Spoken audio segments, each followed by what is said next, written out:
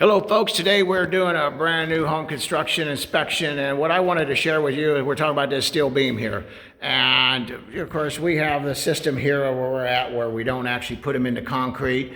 Some municipalities do that, some municipalities don't, but I'm not so much worried about that. But what I am worried about is at this end of this beam, steel beam, as it goes across here, we've measured it up. It's an inch, over an inch difference crowned up. And then it continues and it goes all the way back down through here. And of course, at the far end, it's back to inching, back to what it's supposed to be. But it's literally heaved up over an inch. So what a crown. If it was a 1/4 inch, an 1/8 of an inch, we can accept that. But an inch? Okay, this is what you're looking for. This is why new construction inspections are so important. So this kind of crap don't happen. Well, thanks folks for watching our videos. Hit like, subscribe, and hey, share with everybody. We appreciate you.